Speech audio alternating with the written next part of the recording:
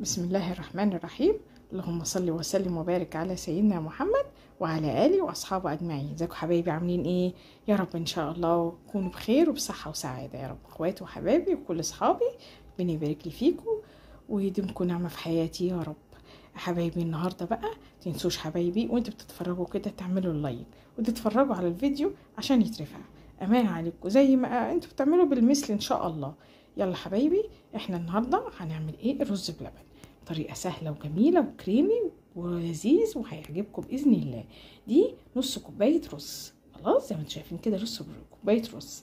هروح اعمل ايه؟ هروح اغسلها كويس قوي، وبعدين احط على نص كوبايه الرز دي 4 كوبايات ميه. هحط عليها 4 كوبايات ميه واوريكم هنعمله ايه.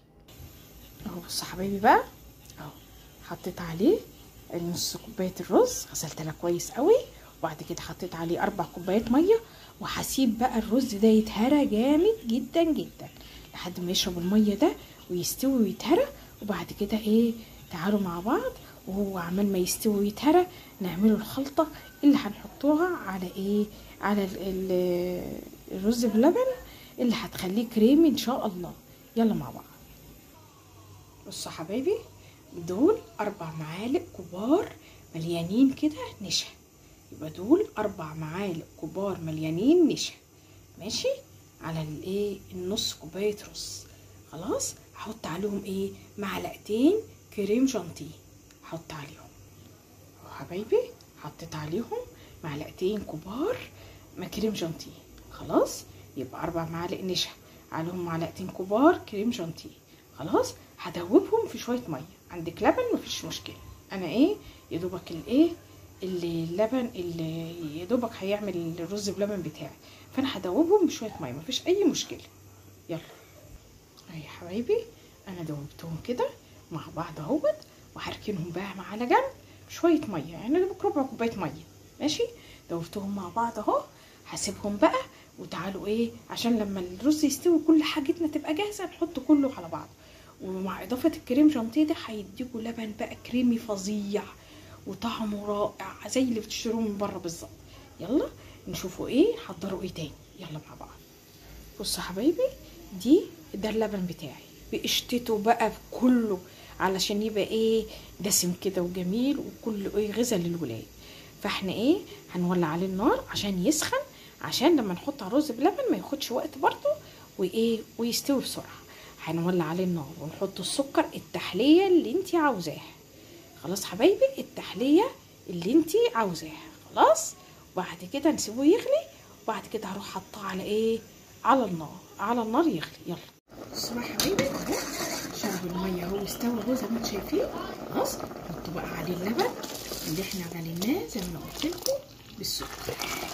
بصوا خلاص، كل اللي نازل كل البهاريز اللي نازله من اللبن. خلاص هنقلب كده وهنسيبه يغلي شويه. هنقلب اول بقى ما يغلي شويه، اول ما يبدا يغلي هنحط النشا. بصوا حبايبي، اول ما يبدا يغلي كده خليت كله زي ما انتم شايفين كده غلى، ماشي. هنعمل ايه بقى، هنحط الخليط الكريمي اللي احنا عملناه اللي هو النشا بالكريم شانتيه ودوبناه. خلاص بس نجيب المعلقه ونقلب جامد.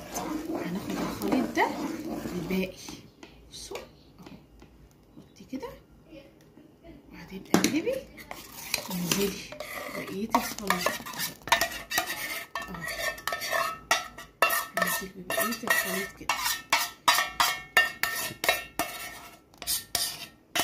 زي الفل كده.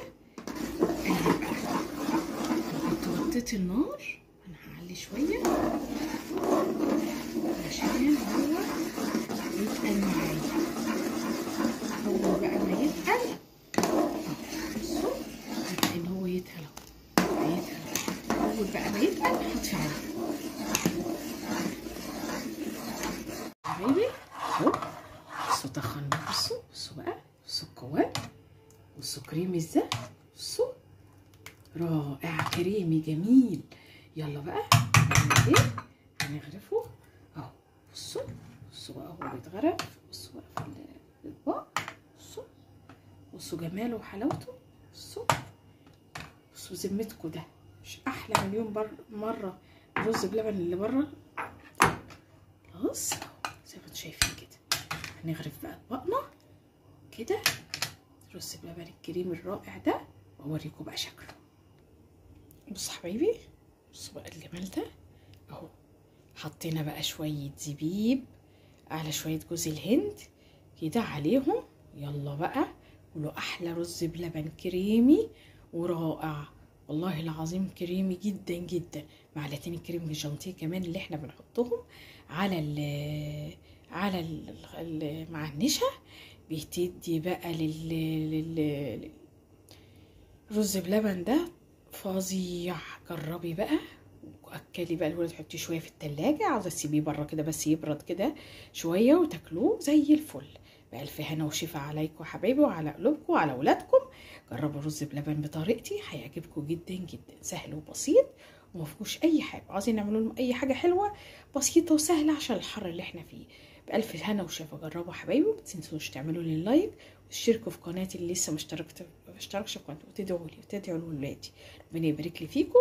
اشوفكم على خير في وصفه احلى واحلى. والسلام عليكم ورحمه الله وبركاته.